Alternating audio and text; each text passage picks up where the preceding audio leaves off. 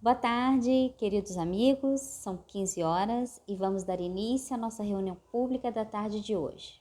Sejam todos bem-vindos e pedimos que, se possível, que curtam nossa página no Facebook e Instagram, Lar Espírita Servos de Maria. Lá vocês terão todas as informações das atividades online da casa. Pedimos também que se inscrevam no nosso canal no YouTube, que curtam nossos vídeos e que ativem o sininho para serem notificados assim que tivermos novas postagens. Vamos agora fazer a página inicial seguida da prece de abertura. A mensagem de hoje é do livro Pão Nosso, pelo Espírito Emmanuel, através da psicografia de Francisco Cândido Xavier. A mensagem de número 63. O Senhor dá sempre. O versículo destacado por Emmanuel são palavras de Jesus, narradas no Evangelho de Lucas, no capítulo 11, versículo 13. Pois se vós, sendo maus, sabeis dar boas dádivas aos vossos filhos, quanto mais dará o Pai Celestial o Espírito Santo àqueles que lhe pedirem. Emmanuel comenta: um pai terrestre, não obstante o carinho cego com que muitas vezes envolve o coração, sempre sabe cercar o filho de dádivas proveitosas. Por que motivo o Pai Celestial, cheio de sabedoria e amor, permaneceria surdo e imóvel perante as nossas súplicas? O devotamento paternal do Supremo Senhor nos rodeia em toda parte.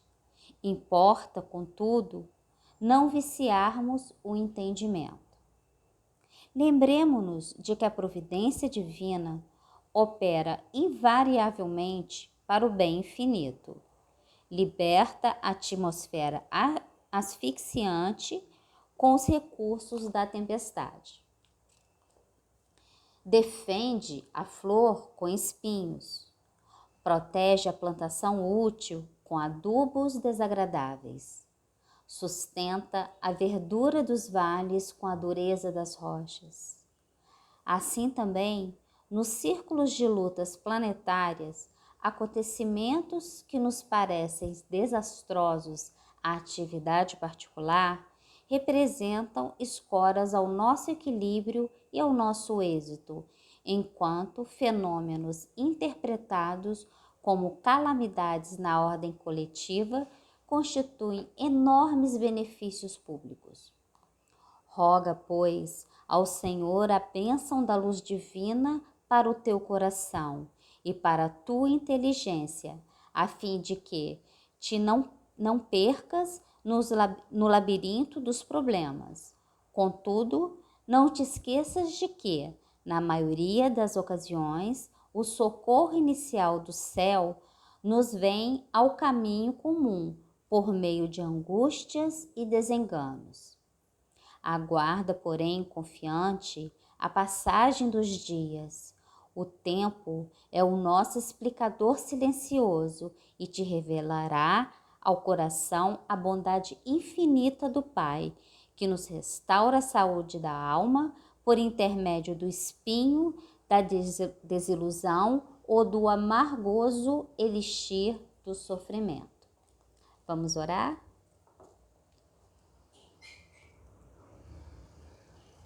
Deus, nosso Pai, Maria, nossa Mãe protetora, querido Mestre Jesus, obrigada, Senhor, por mais essa oportunidade de aprender um pouco mais sobre seus ensinamentos. Obrigada por essa doutrina que tanto nos esclarece e consola. Abençoe cada um de nós, nossas famílias, em especial o Lar Espírita Servos de Maria. Pedimos que vossa luz possa penetrar em nossos corações e que envolva a nossa companheira Paula, que conduzirá o estudo da tarde. Sob seu amparo e proteção, vamos iniciar a nossa tarefa da tarde de hoje. Sê conosco, Mestre, hoje e sempre, graças a Deus. Vamos chamar para conduzir o nosso estudo da tarde de hoje a nossa companheira Paula Reis, do Centro Espírita Irmã Rosa. Seja bem-vinda, Paula.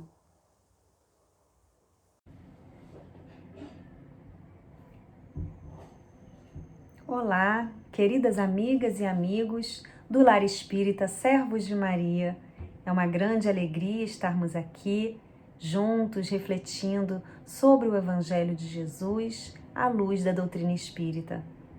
Agradecemos por esta oportunidade, rogando a Jesus, nosso Divino Mestre, que nos ampare, que nos abençoe e que os bons espíritos possam nos envolver com as suas vibrações amorosas, nos ajudando assim a manter essa psicosfera tão importante nesses nossos momentos de reflexão.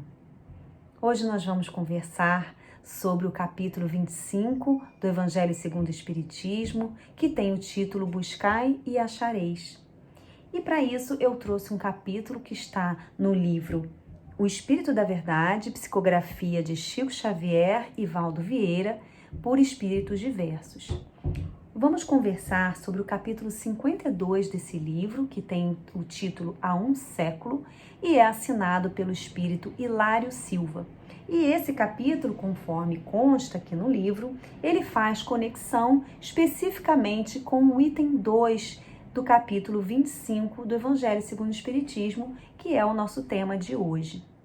Narra Hilário Silva que Kardec, era o ano de 1860, Kardec experimentava um momento assim de tormenta, de preocupações, de desânimo, até que sua esposa, a doce Gabi, como ele nos narra, aproxima-se de Kardec e entrega a ele um embrulho. Ele vivenciava naquela oportunidade esses momentos difíceis, porque apesar das vendas promissoras dos livros, apesar do estabelecimento da Sociedade Espírita de Paris, estar consolidada, havia uma dificuldade financeira grande para dar continuidade àquele projeto, havia muitas críticas. Kardec, como sabemos, foi muito atacado, foi muito insultado. Então, ele vivenciava esse momento assim de angústia, de desânimo. Mas aquele embrulho trazido por sua esposa fez uma diferença muito grande naquele momento. Ela entrega o embrulho para o Kardec, para o seu marido. Kardec abre e encontra uma carta. E eu vou fazer uma leitura de alguns trechos dessa carta. Diz assim: Senhor Allan Kardec, respeitoso abraço. Com a minha gratidão, remeto-lhe o livro anexo, bem como a sua história, rogando-lhe, antes de tudo, prosseguir em suas tarefas de esclarecimento da humanidade, pois tenho fortes razões para isso. Então, aquela carta já começava dando sinais bem claros de que era um pedido para que Kardec prosseguisse com os seus trabalhos. Ele continua: Sou encadernador desde a meninice, trabalhando em grande casa desta capital. Há cerca de 2 anos, casei-me com aquela que se revelou minha companheira ideal. Nossa vida corria normalmente e tudo era alegria e esperança. Quando no início deste ano, de modo inesperado, minha Antoinette partiu desta vida, levada por sorrateira moléstia. Então aquele homem vivia os seus dias promissores, primorosos, dias tranquilos, até que chega uma situação de doença na família e a sua amada esposa vem a falecer e aquela situação provoca um grande impacto na sua vida, conforme ele vai narrar. Meu desespero, continua ele, foi indescritível. Julguei-me condenado ao desamparo extremo. Sem confiança em Deus, sentindo as necessidades do homem do mundo e vivendo com as dúvidas aflitivas do nosso século, resolvera seguir o caminho de tantos outros à fatalidade. A prova da separação vencera-me e eu não passava agora de trapo humano. Faltava ao trabalho e meu chefe, reto e ríspido, ameaçava-me com a dispensa. Minhas forças fugiam. Namorara diversas vezes o Senna e acabei planeando o suicídio. Seria fácil, não sei nadar, pensava. Sucediam-se noites de insônia e dias de angústia. Em madrugada fria, quando as preocupações e o desânimo me dominaram mais fortemente, busquei a Ponte Marri. Então aquele homem, surpreendido por aquela circunstância da vida em que ele acaba tendo a separação física de sua esposa, que regressa à pátria espiritual, ele tem a sua fé assim profundamente abalada, ele passa a se sentir desanimado, aquilo vai se refletindo no seu trabalho, no seu dia a dia, ele começa a não ver mais razão de viver. Tantas vezes passa ali pelo Rio Sena, pensando, amadurecendo aquela ideia completamente equivocada, como sabemos, até que ele toma uma decisão e se dirige para lá, conforme planejado, para cometer o suicídio. E aí ele continua. Olhei em torno, contemplando a corrente, e ao fixar a mão direita para atirar-me, toquei um objeto, algo molhado, que se deslocou da amurada, caindo-me aos pés. É ali que, de repente, ele encontra, então, esse objeto que vai provocar uma grande mudança em sua vida. Surpreendido, distingui um livro que o orvalho me descera. Tomei o volume nas mãos e, procurando a luz mortiça de poste vizinho, pude ler no frontispício, entre irritado e curioso. Esta obra salvou-me a vida. Leia-a com atenção e tenha um bom proveito. Assinado A. Lohan. Estupefato, li a obra O Livro dos Espíritos, ao qual acrescentei breve mensagem, volume que passo às suas mãos abnegadas, autorizando o distinto amigo a fazer dele o que lhe aprouver. Ainda constavam da mensagem agradecimentos finais, assinatura, a data e o endereço do remetente. Então, Kardec vai desempacotar aquele embrulho e está ali o exemplar do Livro dos Espíritos, encadernado, e tinha as suas iniciais gravadas, né? A.K. de Allan Kardec. E aí ele vê escrito: salvou-me também. Deus abençoe as almas que cooperaram em sua publicação. Então, somente naquele momento, já 2 almas foram salvas, 2 pessoas foram salvas do grande equívoco que viriam a cometer em momentos de grande desânimo, de grande desalento com as circunstâncias da vida. E a leitura daquela obra, dessa obra que é um verdadeiro tesouro, como sabemos, fez a diferença e salvou a vida daquelas 2 pessoas. E Kardec, que experimentava aquele momento de tormenta, que nós também experimentamos, não é verdade? Quem de nós não vive momentos de dificuldades, não alterna momentos mais promissores com momentos mais difíceis nas nossas vidas? E então, olha que interessante, narra o autor Hilário Silva, ele diz assim: após a leitura da carta providencial, o professor Rivaio experimentou nova luz a banhá-lo por dentro. Então Kardec, né, o professor Rivaio, ele experimenta um novo ânimo ao ouvir, né, a ler aquelas palavras tão assim encorajadoras. E ele continua: conchegando o livro ao peito, raciocinava, não mais em termos de desânimo ou sofrimento, mas sim na pauta de radiosa esperança. Então, esse livro, essa mensagem, né, essa história que o autor espiritual Hilário Silva nos traz, é uma história assim de encorajamento, que Kardec, como vamos ver um pouquinho mais à frente, um espírito de alta envergadura, o grande missionário que veio trazer para nós, conforme Jesus prometeu, o Consolador prometido por Jesus, né? Então Kardec, mesmo sendo esse espírito altamente capacitado, preparado para essa missão, ele também experimenta seus momentos de tormenta. Nós, então, certamente experimentamos também. Então, meus amigos, é uma mensagem que nos traz profundas reflexões. Interessante, eu gostaria de falar um pouquinho sobre o autor dessa mensagem, que é Hilário Silva. Hilário, para aqueles que não sabem ou não estão ligando o nome e a pessoa, é um personagem conhecido da quem acompanha as obras de André Luiz.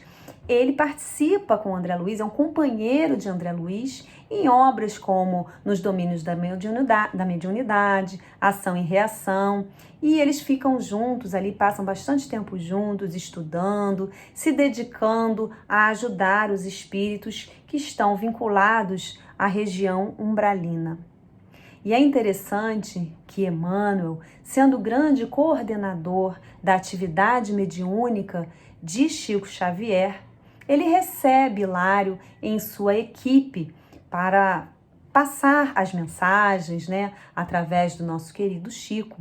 E ele dá vamos dizer assim, boas-vindas, ele nos apresenta esse autor espiritual na obra, no seu primeiro livro, A Vida Escreve, que foi publicado em 1960, e Emmanuel fala a respeito do novo servidor. E ele diz assim, incorporando-se ao trabalho que nos foi concedido, né, a equipe coordenada por Emmanuel, Hilário, desde o princípio da tarefa, compreendeu o imperativo da renovação, portas adentro da nossa atividade espiritual. Então ele se propõe a trazer, na verdade, uma linguagem mais acessível, mensagens que pudessem ser mais curtas, mais facilmente compreendida pela maioria das pessoas. E ele vai dizer mais à frente, né, Emmanuel dizendo, percebeu que muita gente em contato com a verdade liberta a cabeça de prejuízos e preconceitos, continuando, porém, com os pés algemados a ilusões e convenções. Entendeu que a maioria tem dificuldade para a leitura digerida dos volumes especializados. Então, de que adianta, né? Nós lermos tanto, nós estudarmos tanto, muitas vezes sabendo de cor perguntas do Livro dos Espíritos e tantas outras obras, se nós estamos ainda com os nossos pés fincados em antigos padrões, né? Então, esse é um processo, na verdade, lento, que é compatível, né, com o nosso momento evolutivo como espíritos, mas é preciso ir além da superficialidade das palavras, que trazem certamente livros como os de Emmanuel, Joana de Ângeles e tantos outros, trazem reflexões profundas, mas é preciso que a gente saia dessa superficialidade e traga para os nossos corações o sentido daquele ensinamento. E ele também se preocupa, né, em trazer um cenário de forma que a gente consiga visualizar melhor aquela circunstância. E nesse capítulo, né, do livro O Espírito da Verdade, que eu acabei de ler, uma boa parte aqui pra gente, eu não sei vocês se já leram ou se terão oportunidade de ler, espero que sim, porque vale a pena. Eu me senti assim, muito próxima de Allan Kardec. A gente se vê naquele cenário, a forma como o autor vai narrando, ele vai nos conduzindo e a gente então se sente envolvida. Então assim, achei interessante trazer essa característica desse autor, conforme o próprio Emmanuel nos traz essa informação. E agora eu gostaria de falar um pouquinho sobre o nosso querido Allan Kardec, para que a gente possa tentar entender aquele momento de angústia que é narrado por Hilário Silva. Kardec, como sabemos, né, ele era um grande educador, discípulo do pedagogo Pestalozzi. Interessante que Pestalozzi ficou conhecido como o educador que trouxe o afeto para a sala de aula. Então eram pessoas que se dedicavam a um projeto de uma educação transformadora, que não se limitava aos aspectos intelectuais. Muito mais do que isso, era uma educação que visava o aprimoramento moral. Kardec era um intelectual, poliglota, desde muito jovem já participava de diversas sociedades científicas.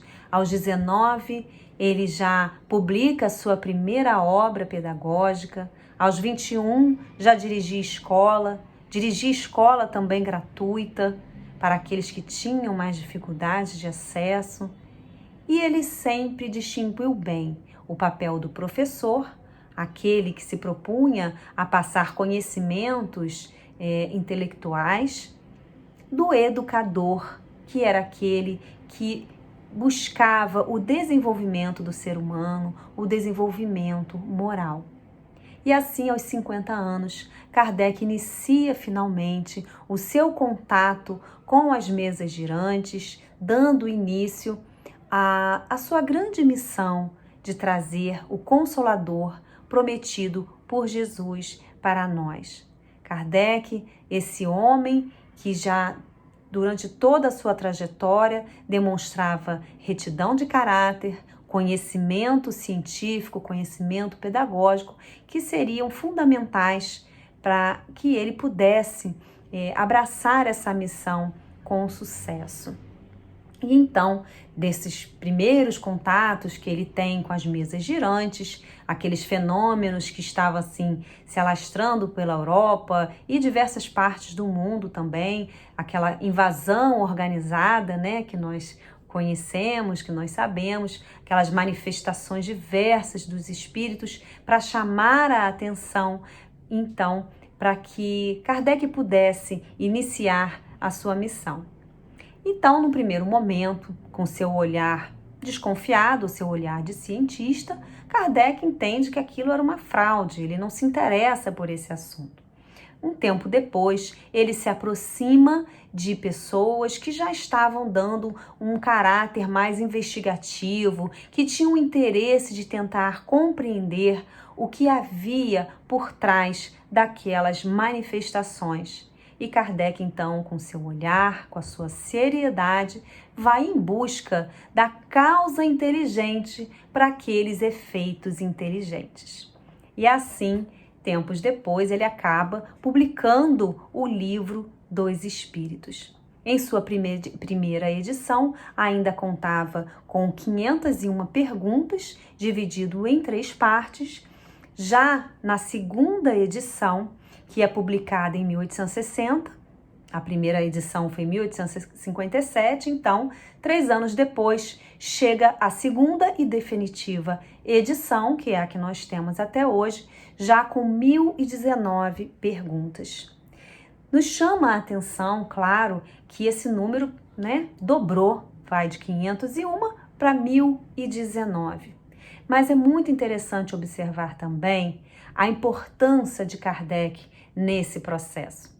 Cosme Massi, ele costuma dizer que a doutrina espírita foi trazida a 4 mãos. As mãos da equipe espiritual, do Espírito de Verdade, os espíritos, e as mãos de Kardec. Porque Kardec não era meramente alguém que pegava as perguntas, organizava e publicava, o que já não seria pouca coisa, já seria um trabalho e tanto. Mas Kardec era muito mais do que isso. Kardec transforma boa parte dessas perguntas, que passam de 500 para 1000, nem todas foram novas perguntas. Há textos que Kardec desmembra em novas subperguntas, novos subtópicos, de forma a tornar a compreensão mais facilitada, com aquele olhar pedagógico que ele já trazia muito forte nele. Então Kardec teve, sem dúvida alguma, um papel fundamental nesse processo.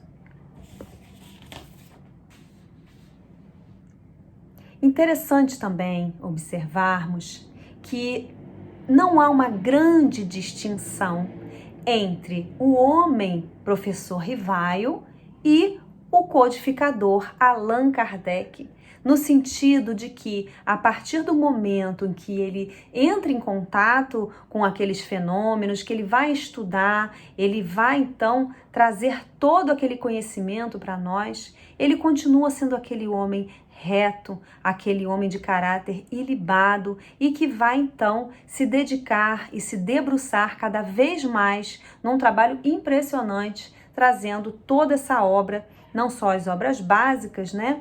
Mas também a Revista Espírita e muitos outros materiais que temos publicados, né? Que foram publicados por Kardec.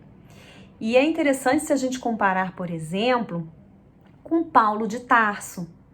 Ele, enquanto ainda Saulo de Tarso, conforme Emmanuel nos narra na obra primorosa Paulo Estevão, psicografada por Chico Xavier, Emmanuel nos traz naquele primeiro momento, aquela primeira parte, Saulo de Tarso como um grande homem a serviço da lei de Moisés, né? Ele era um grande doutor da lei, conhecedor profundo das leis mosaicas. E ele, então, quando ele toma conhecimento daqueles homens do caminho, ele fica revoltado com aquilo e ele acaba se tornando um grande perseguidor de cristãos. Era um homem que tinha uma oratória poderosa, um profundo conhecimento, até mesmo um vigor físico, que foram importantes para ele posteriormente, para que ele conseguisse percorrer longos quilômetros, fazer suas viagens missionárias, né, para divulgar o cristianismo. Mas antes disso, Saulo percorria o caminho do equívoco, de grandes equívocos, até que ele finalmente encontra, né, Jesus ali a caminho de Damasco e tem aquela visão que transforma a sua vida. Ele vai então em busca do seu deserto interior e ele vai então se tornar o grande apóstolo do Cristo. Interessante que Estevão, de quem ele foi o algoz, Estevão certamente um espírito superior, percebe todo aquele potencial em Paulo de Tarso.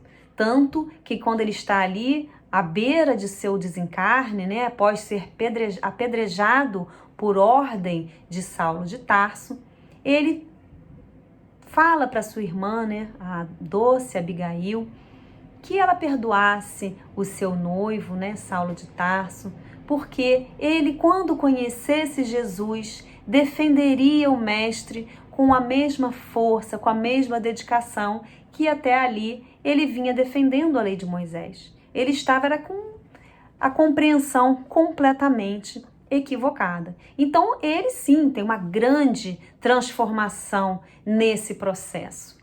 Kardec já não. Voltando para o nosso querido mestre de Lyon, Kardec não. Kardec era aquele homem preparado, quando ele vai tendo contato com aquele conhecimento, ele vai expandindo, ele vai transcendendo e vai então concretizando a sua missão.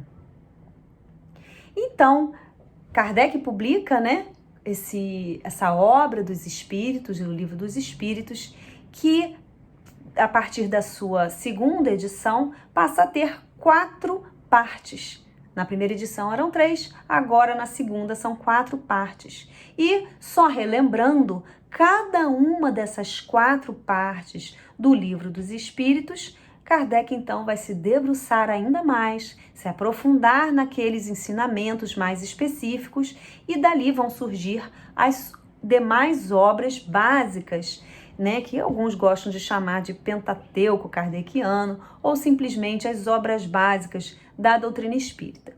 E assim, seguindo a sequência das partes, na primeira parte, que fala das causas primárias, Kardec então desenvolve esses ensinamentos e publica a Gênese.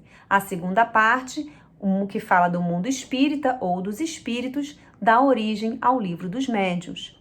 A terceira parte, que fala das leis morais, dá origem ao Evangelho segundo o Espiritismo. E, por fim, a quarta parte fala das esperanças e consolações, que vai dar origem ao livro O Céu e o Inferno. Então, o Livro dos Espíritos é essa obra basilar, é na verdade esse tronco que vai então se desenvolvendo e dando frutos, né? Que são essas outras obras maravilhosas, né? Então, é uma obra que vai falar das questões importantes, né? Que trazem, buscam o interesse, né? Que o homem se interessa desde sempre, né? Fala da existência de Deus, da imortalidade da alma, da pluralidade dos mundos habitados, né? Nos oferece respostas sobre questões de onde vim, para onde vou. Então é um livro muito importante. Mas, apesar de, como vimos, né, no texto de Hilário Silva, de ter tido um sucesso de vendas, uma boa repercussão, houve também uma resposta negativa por uma parte daquelas pessoas, né, que viviam ali naquela época. Afinal de contas, era uma nova ciência, era uma nova religião, era uma nova filosofia, um pouco de cada coisa. Então a reação foi grande. Kardec foi realmente muito insultado, ele foi desacreditado, e mesmo um espírito da envergadura de Kardec, como vimos, né, que ele veio preparado para essa missão, mesmo assim, vivenciando aqui as vicissitudes, né, da vida terrena, da experiência na carne, ele experimenta, sim, aqueles momentos de tormenta, de desânimo. Mas a providência divina faz com que aquele homem que foi salvo, né, ao ler, se sentiu desaconselhado, se sentiu desencorajado a apelar para o suicídio, e outro também já havia passado pela mesma situação. Ele então, como uma forma de gratidão, leva isso ao conhecimento de Kardec. E aquilo dá um novo ânimo para o mestre Kardec. E então, achei muito bonito que o autor fala que Kardec, ao ler aquela carta, ele se sente assim, reanimado, ele se sente invadido por uma onda de bom ânimo. E ele vai então e aconchega o Livro dos Espíritos no peito. Eu acho essa passagem assim cheia de simbolismos, porque muito mais do que trazer para o peito, né, de uma forma física, como estamos falando, que representa um carinho, representa uma gratidão, mas de uma forma simbólica, é aquele momento em que Kardec traz para dentro, para o seu sentimento, tudo aquilo que aquela obra foi capaz de proporcionar para tantas pessoas e até hoje. Então, Kardec busca no próprio Livro dos Espíritos, a obra que ele ajudou a trazer para a humanidade, ele busca as respostas para aquela tormenta que ele está passando. E aí, amigos, o que eu gostaria de trazer nesse momento é como nós, né, espíritas, pessoas que já tivemos contato de alguma maneira com essa doutrina, ou se estamos aqui, estamos buscando aprender um pouco mais. Nós que não somos espíritos da envergadura de Kardec, como nós nos portamos diante das dificuldades? Nós estamos experimentando as vicissitudes terrenas e buscamos no Livro dos Espíritos as respostas para esses nossos momentos? Estamos conchegando o Livro dos Espíritos também próximo ao nosso coração? É importante a gente refletir sobre isso, porque ali estão muitas respostas que vão nos sustentar nos momentos de dificuldade, que vão nos amparar, nos dar bom ânimo, para que nós possamos compreender que as dificuldades pelas quais passamos são momentos que vão corrigir a nossa rota, que vão nos impulsionar para novas compreensões. E nessa obra que nos traz as leis morais, né, que deram base para essa obra que estamos estudando hoje, o Evangelho segundo o Espiritismo, as leis morais são as leis de Deus, são as leis de amor. São as leis que sustentam tudo o que há, tudo o que foi criado por Deus. Então, não há se Deus com seus atributos de bondade, de perfeição, não vai fazer nada que não seja bom, que não seja perfeito, que não seja justo. É importante a gente refletir sobre isso. Então, é nesse momento de tormenta que nós devemos buscar as respostas que vão nos dar essa compreensão. E essa busca, e aí já vamos voltando, para o Evangelho, para o capítulo 25, nos remete à lei do trabalho. Kardec, então, que teve um trabalho hercúleo, que se dedicava no limite de suas forças a trazer essa missão para nós, foi um grande exemplo da necessidade da lei do trabalho para que a gente possa, então, evoluir. E aí, eu gostaria de trazer, a pergunta 674 do Livro dos Espíritos, que Kardec pergunta: a necessidade do trabalho é uma lei da natureza? E os espíritos respondem: o trabalho é uma lei da natureza e por isso mesmo é uma necessidade. Então, meus amigos, o que os espíritos estão nos dizendo, e aqui trabalho é nas suas mais diversas manifestações, nas suas mais diversas expressões, trabalho é realmente arregaçar as mangas, é saber que nada vem assim de forma gratuita para nós. Nós precisamos conquistar. Por meio do trabalho nós vamos progredindo, por meio do trabalho nós vamos ajudando outras pessoas também. Então é uma lei da natureza, é uma das leis morais de Deus. Então, de novo, se Kardec passa por essas vicissitudes, imagina nós. Quando enfrentamos um problema de saúde na família, quando enfrentamos um problema de ordem financeira, de emprego, de dificuldade de relacionamento no trabalho, todos nós experimentamos isso em algum momento de nossas vidas. E aí, onde vamos buscar esse consolo, esse amparo? Muitas vezes esquecemos lá no fundinho da gaveta os ensinamentos do Livro dos Espíritos. E nesse momento de pandemia em que tudo isso está assim potencializado, aí nos vemos muitas vezes nas redes sociais, nos grupos de WhatsApp, recebemos notícias que nos deixam assim ainda mais angustiados. Notícias e informações muitas vezes atribuídas a médiuns famosos, a Chico Xavier e tantos outros. E são notícias que não encontram amparo nos ensinamentos que os espíritos nos trouxeram, que não encontram amparo nas informações que estão no Livro dos Espíritos.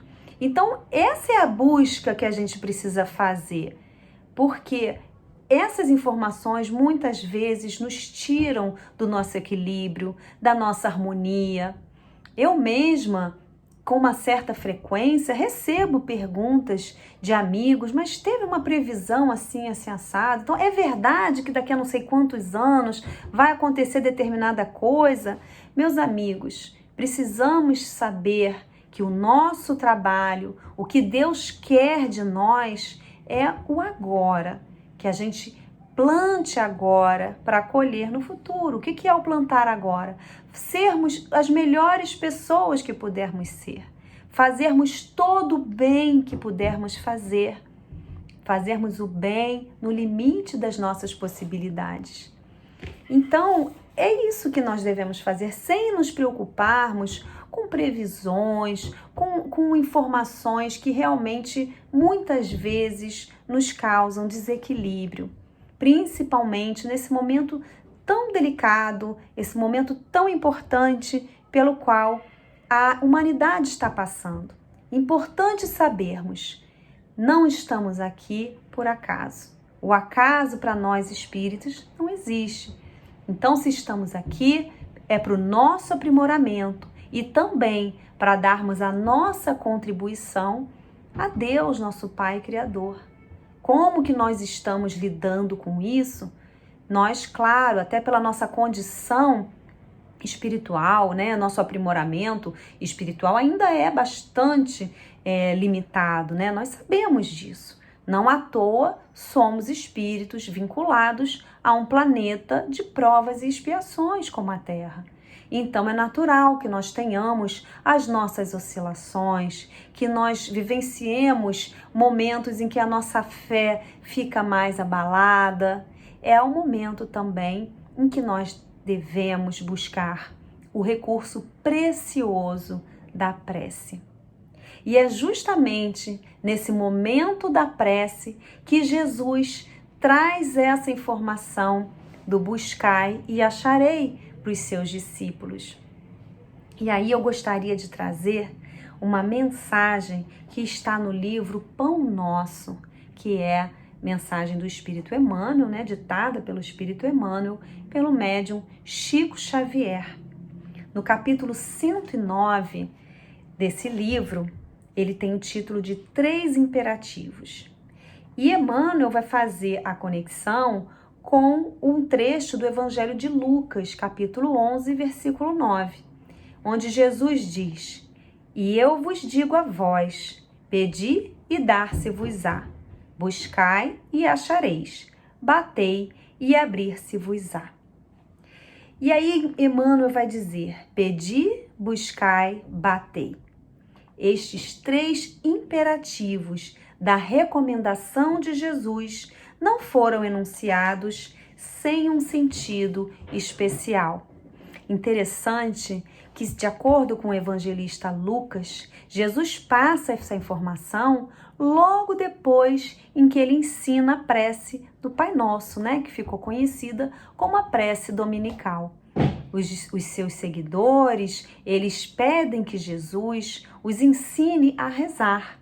E Jesus, então, ensina a prece do Pai Nosso, mas os seus discípulos, como diz Amélia Rodrigues, em uma de suas obras, psicografada por Divaldo Franco, Amélia Rodrigues ressalta que aqueles homens, né, os apóstolos do Cristo, eram pessoas muito simples, espíritos sim que já traziam uma bagagem que seria importante no futuro, né, para a disseminação do Evangelho, mas naquele momento eram pessoas que mal saíam dali, daquela região onde viviam.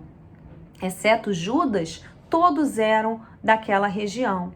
Então, eles não compreendiam muito bem aqueles ensinamentos que Jesus estava trazendo. E então Jesus narra essa parábola, onde ele finaliza com pedir, buscai e batei. Então, é no contexto da prece que Jesus traz essa mensagem tão bonita, tão importante. Então, voltando aqui para o texto de Emmanuel no livro Pão Nosso. No emaranhado de lutas e débitos da experiência terrestre, é imprescindível que o homem aprenda a pedir caminhos de libertação da antiga cadeia de convenções sufocantes, preconceitos estéreis, dedicações vazias e hábitos cristalizados.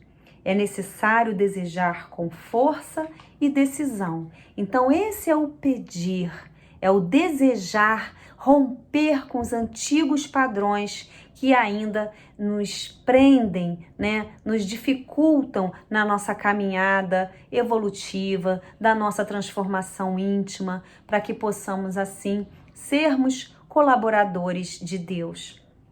E Emmanuel, mais à frente, ele vai dizer: logo após, é imprescindível buscar. A procura constitui-se de esforço seletivo. O campo jaz repleto de solicitações inferiores, algumas delas recamadas de sugestões brilhantes. É indispensável localizar a ação digna e santificadora.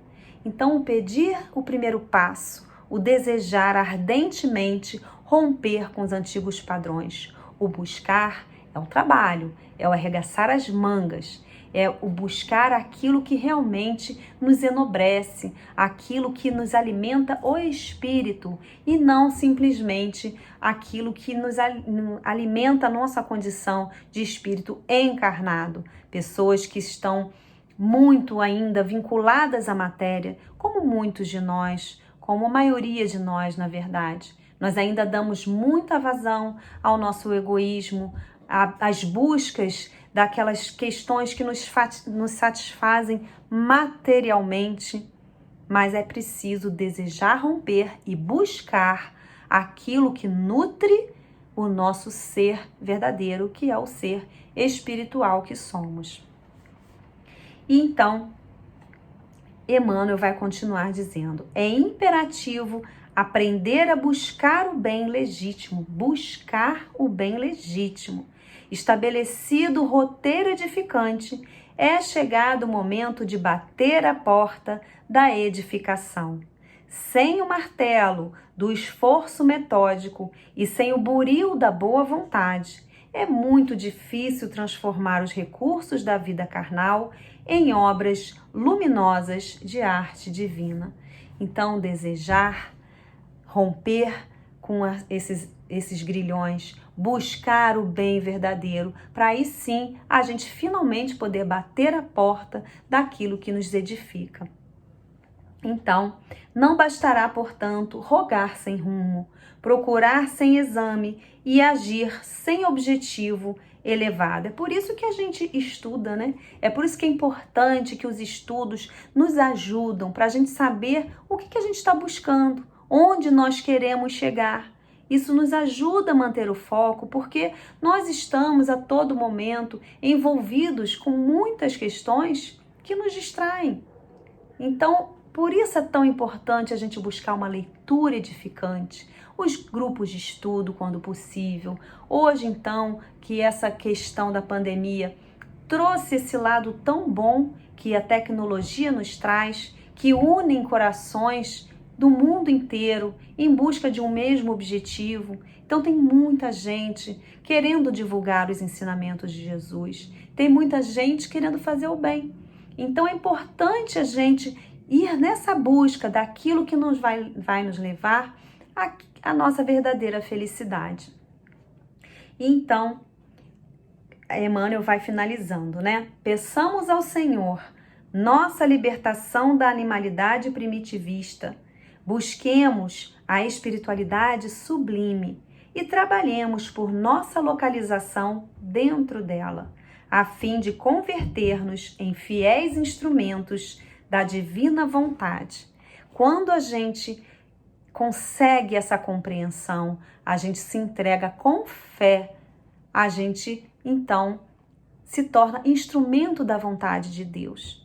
E aí nós vamos compreendendo que as dificuldades são passageiras, que as dificuldades são situações que vão nos fortalecer, que vão nos ajudar a reparar antigos equívocos, que Deus jamais nos pune, que Deus é amor, é infinita misericórdia. Então isso tudo vai nos ajudando nessa compreensão. Pedi, buscai, batei. Esta trilogia de Jesus reveste-se de especial significação para os aprendizes do Evangelho em todos os tempos. Então essa mensagem, ela é assim primorosa. É uma mensagem belíssima de Emmanuel, que consegue traduzir bem essa trilogia, né, como ele chama, pedi, buscai, batei.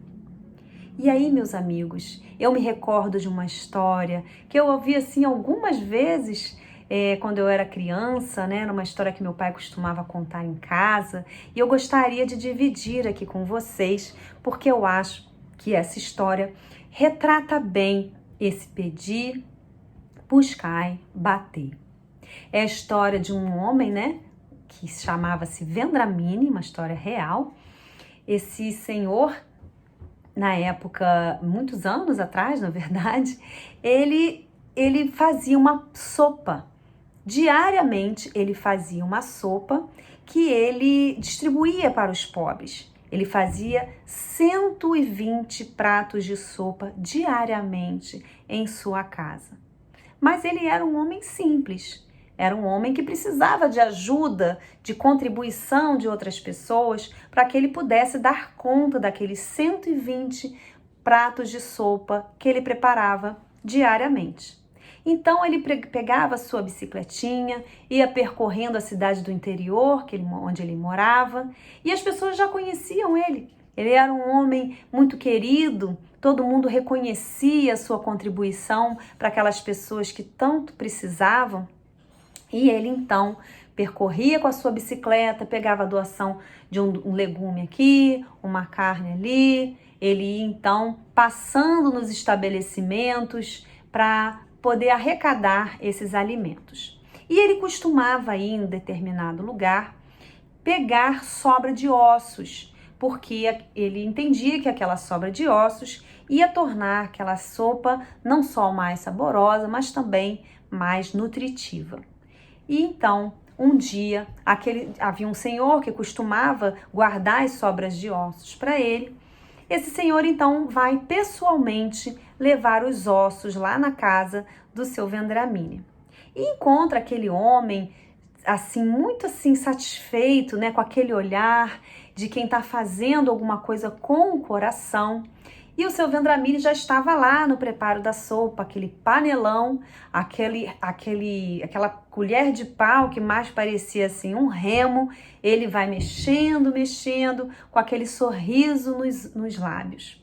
E então o homem que estava fazendo a doação de ossos pergunta para ele como que aquela história tinha começado, como que ele passou a fazer aquela doação da sopa diariamente na sua vida.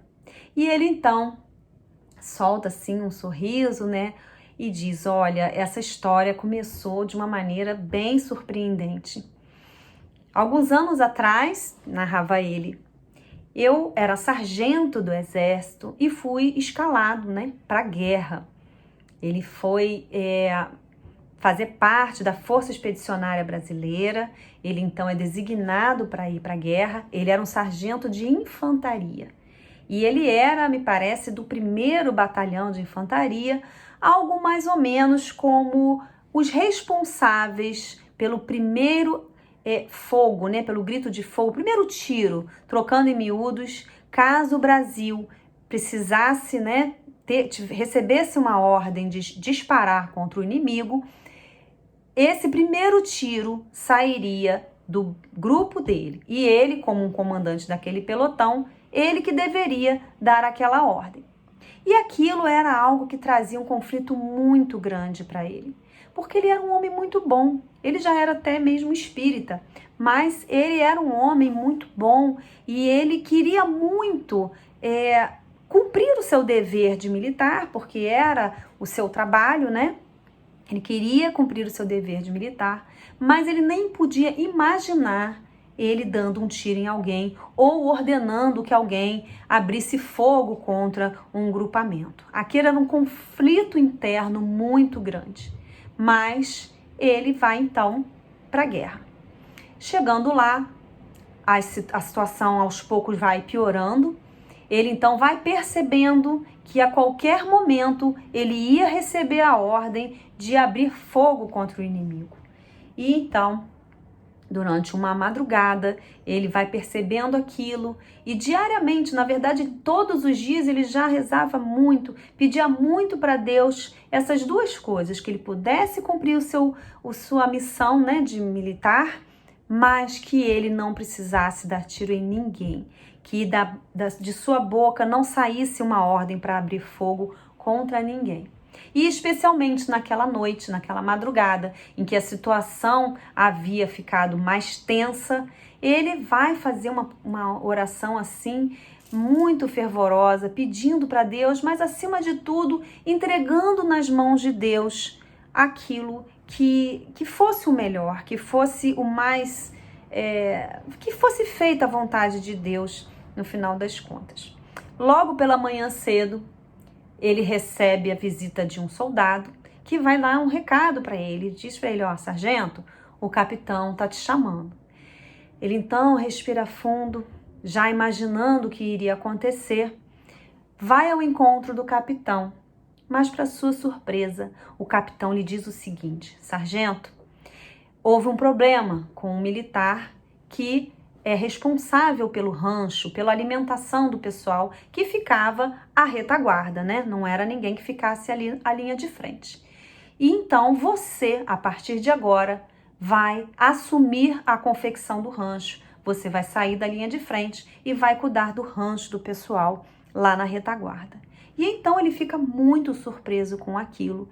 Ele, daquele momento até o final da sua missão ali na guerra, né? Infelizmente, a guerra, mas durante todo aquele momento ele ficou vinculado ao rancho e ele não deu um tiro sequer, não ordenou um tiro sequer.